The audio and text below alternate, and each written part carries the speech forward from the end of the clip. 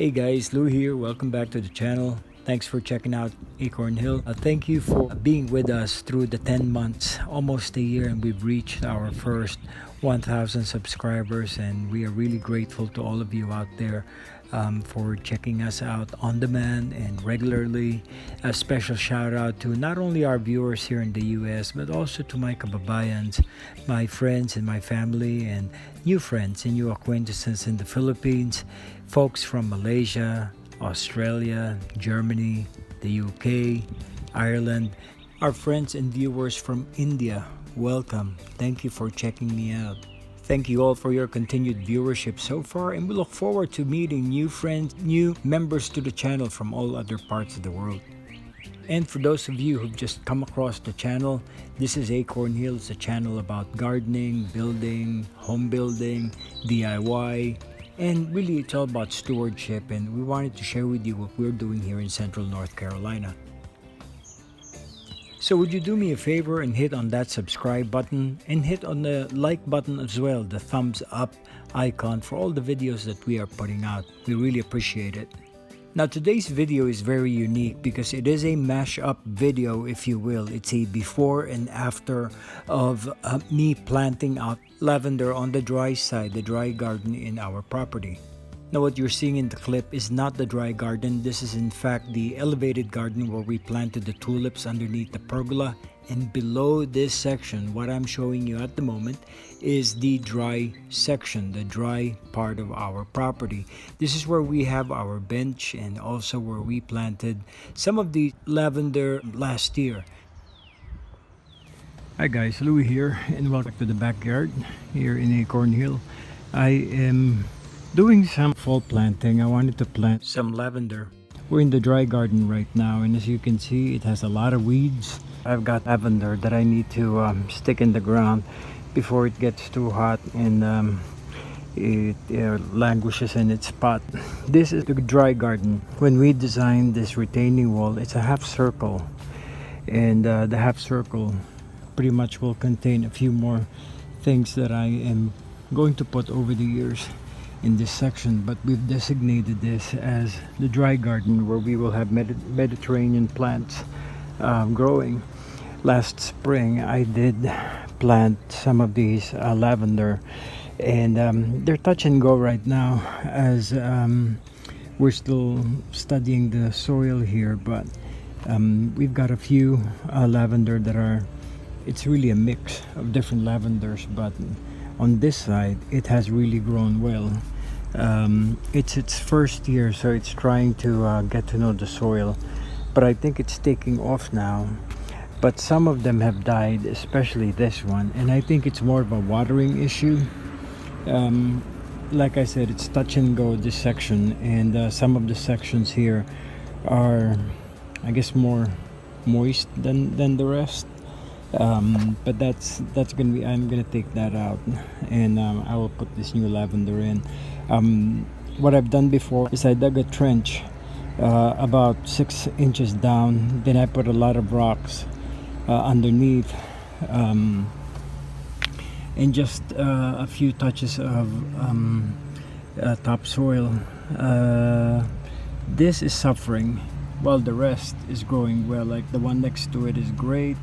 The other mixed type lavender is kind of doing, the lighting here is bad because it's the eastern sun that's behind me, but look at that right there. That hedge has really grown well. I'm gonna replace this one. In fact, we're just gonna pull this out, and as you can see, yeah, this is pretty dead, and what we're gonna do is backfill this with some rubble and then just plunk the root ball of the new lavender right on top. Still smells good though, but I know this is dead. This is not viable anymore. We're gonna take that out. The rose, and I haven't really posted this yet, but I have started to train this rose so that it will go right on top of that pergola. The climbing rose is very healthy, never had any rot or any rust, bad diseases on it. So that's a healthy rose that I got from one of the growers here locally. but I'm really liking the way the pergola has punctuated itself and anchored this part of the garden. So let me get to what I need to do and let me show you a quick tutorial. Alright guys, I want to apologize in advance because I know all these videos and segments are a little bit of a mishmash at the moment. It's a menagerie of different segments that I've taken. What happened on the previous segment was my battery went dead, and I know that was a few months ago, but one thing led to the other, and we really haven't shot anything new for me to substantially show you how simple really it is to plant lavender. So I figured this year I'm going to shoot another segment. I'll show you exactly what we will do. Alright, so spring 2021, 8 months to the day when I first shot that initial segment of this video, and today I am planting several lavender that I got from Trader Joe's. These are very affordable lavender in small pots. They're about 5-inch pots, and for almost $7 per pot, they're really not bad, and they're good kind as well. These are called Spanish lavender. Some of them also sell the French Provençal lavender that I also got. So both lavender contain leaves that are not as fine. They're more elongated and more herbaceous, and they're about an inch, inch and a half long, which I think is good to have the variety that I wanted for this semicircle part of the dry garden. And just a little background on what I already did 8 months ago. This crescent shape garden bed has a trench that I dug out, and above the trench is where I placed all the rubble, all the rocks, all those broken pottery that I backfilled with topsoil and very light compost. This will become the base of where the lavender will be growing over. And because these are Mediterranean plants, they are used to very poor soil and very loose growing material. I kept on putting more gravel, just a little bit of loose compost, but they should be okay with this. They don't need a whole lot of nutrition. What I'm doing is I'm mixing in really well the gravel, the pea gravel that I've just put, and the compost. And what I'm doing here is I am just placing this, sitting it right on top, and from there I will be placing a slope of, again, combined compost, topsoil, so that all that water will run off. It only needs a little bit of moisture, and this is the only reason that we could grow lavender right on top of clay soil. This is the dry garden in our property, but it is hard clay, and when it gets wet, all that water it's like a sponge. It soaks up all this moisture by placing all this gravel and loose material. That's what's going to allow this plant to grow and send out roots going all the way down into the trench, through the gravel, through the rubble that it's actually sitting over.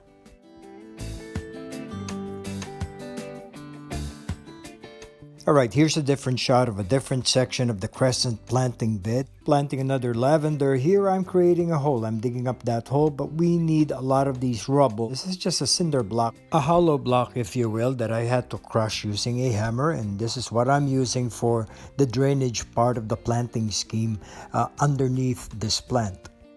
And after planting in the lavender, the last thing that I did was use a shovel full of compost mixed in with topsoil so that we could top dress the perimeter and the surrounding part of the hedge of the individual plant. This is to make sure that we get an even hill.